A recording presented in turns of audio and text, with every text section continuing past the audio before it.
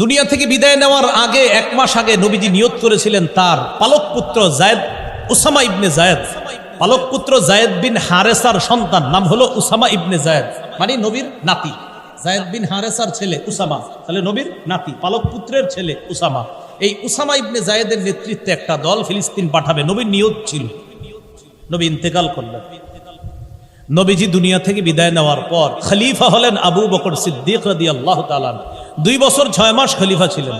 আবু বকর সিদ্দিক খুব চেষ্টা করতেন যে ফিলিস্তিন একটা বাহিনী পাঠাবো। উনি ইন্তেকালের আগে বিশাল একটা মিটিং করলেন সাহাবায়ে কেরামের বড় বড় যারা, তাদেরকে নিয়ে। মিটিংয়ের মধ্যে তিনি ফিলিস্তিনের যথেষ্ট গুরুত্ব দিলেন। তবে আবু বকর সিদ্দিক গুরুত্ব দিলেও কোনো বাহিনী তখনও পাঠাননি, চলে গেলেন আবু বকর। আল্লাহ তাআলা খলিফা হিসাবে মনোনীত করলেন ওমর ফারুক রাদিয়াল্লাহু তাআলা।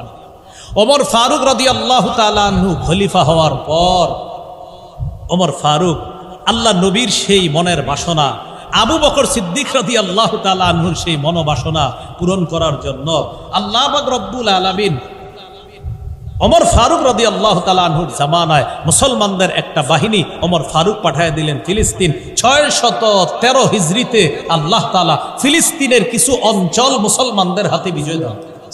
ওমর ফারুক রাদিয়াল্লাহু তাআলা আনহু জামানায় মুসলমানদের বিজয় অর্জন করার পর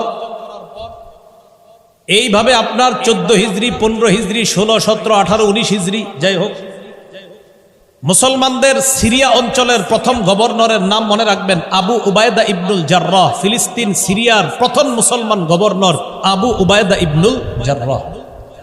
আবু উবায়দা ইবনুল জাররাহ ইন্তেকাল করলেন। তারপর গভর্নর হলেন মুআজ ইবনে জাবাল রাদিয়াল্লাহু তাআলা। মুআজ ইবনে জাবাল ইন্তেকাল করলেন। তারপর গভর্নর হলেন ইয়াজিদ ইবনে আবি সুফিয়ান রাদিয়াল্লাহু তাআলা, তিনিও ইন্তেকাল করলেন। তারপর গভর্নর হলেন আমিরে মুআবিয়া রাদিয়াল্লাহু তাআলা। 619 হিজরিতে আমিরে মুআবিয়া রাদিয়াল্লাহু তাআলা আনহুর বীরত্ব গাথায় আল্লাহ পুরা ফিলিস্তিন মুসলমানদের হাতে দিয়েছে।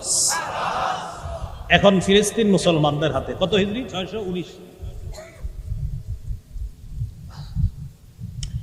তো 619 হিজরিতে মুসলমানদের হাতে আসলো ফিলিস্তিন। 619 হিজরি থেকে এইভাবে মুসলমানরা ফিলিস্তিন শাসন করতে লাগলো। ওমর ফারুকের জামানা গেল, ওসমান গনি রাদিয়াল্লাহু তাআলা আনহুর জামানা আসলো।